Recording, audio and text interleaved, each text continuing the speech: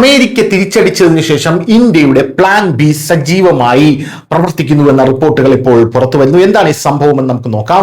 അതായത് നമ്മൾ അമേരിക്കയുടെ താരിഫ് വന്നപ്പോൾ നമ്മൾ ഏറ്റവും അധികം വിഷമിച്ചത് അല്ലെങ്കിൽ നമ്മൾ ഏറ്റവും അധികം ബുദ്ധിമുട്ടുമെന്ന് കരുതിയിരുന്നത് സമുദ്രോൽപ്പന്നങ്ങളുടെ കയറ്റുമതിയിലാണ്. ഈ സമുദ്രോൽപ്പന്നങ്ങൾക്ക് ഒരു പ്രത്യേകതയുണ്ട്. കാരണം ഇത് പാക്ക് ചെയ്ത് വെച്ച് കഴിഞ്ഞാൽ പെട്ടെന്ന് കയറ്റി അയച്ചില്ലെങ്കിൽ ഇത് നശിച്ചു പോകുമെന്നുള്ളതാണ് പ്രധാനപ്പെട്ട കാര്യം. അപ്പോൾ കോടിക്കണക്കിന് രൂപയുടെ നാശനഷ്ടം നമുക്കുണ്ടാകും എന്ന് പല ആൾക്കാരും ഉറപ്പിച്ചിരുന്നു.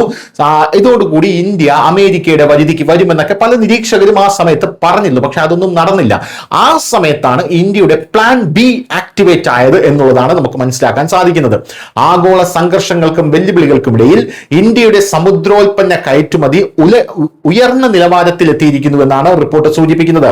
2025-26 സാമ്പത്തിക വർഷത്തിൽ ഇന്ത്യയുടെ സമുദ്രോൽപ്പന്ന കയറ്റുമതി റെക്കോർഡ് മൂല്യത്തിൽ 72,325.82 കോടി രൂപ, ഏകദേശം $8.28 ബില്യൺ എത്തിയിരിക്കുന്നു എന്നതാണ് റിപ്പോർട്ട്. ഇതുവരെ അമേരിക്ക ഇന്ത്യൻ സമുദ്രോൽപ്പന്നങ്ങളുടെ ഏറ്റവും വലിയ വിപണിയായിരുന്നു. എന്നാൽ ഇത്തവണ താരിഫ് സംബന്ധമായ പ്രശ്നങ്ങൾ കാരണം കയറ്റുമതിയിൽ ഇടിവുണ്ടായി.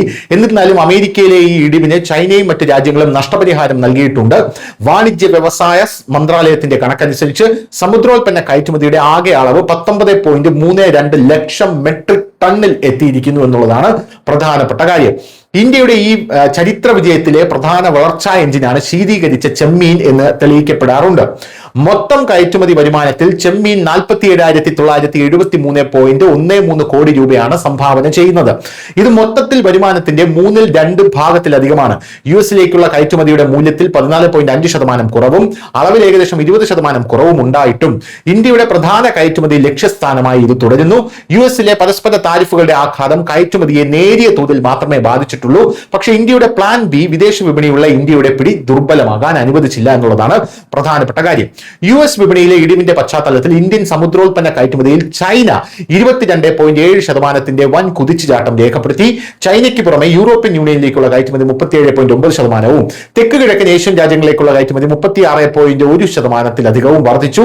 ഇതിനു പുറമെ ജപ്പാനിലേക്കുള്ള സമുദ്രോൽപ്പന്ന കയറ്റുമതി 6.55% വർദ്ധിച്ചു എന്നുള്ളതാണ് നമ്മളെ പിടിച്ചു നിർത്തിയ പ്രധാനപ്പെട്ട കാര്യം എന്ന് പറയുന്നത്. ശീതീകരിച്ച മത്സ്യം, കണവ, കടൽ ഫിഷ്, മത്സ്യ എണ്ണ തുടങ്ങിയ ഉൽപ്പന്നങ്ങളും ഈ റെക്കോർഡ് വിജയത്തിന് ഗണ്യമായ സംഭാവന നൽകിയിട്ടുണ്ട്. News desk news Malayalam.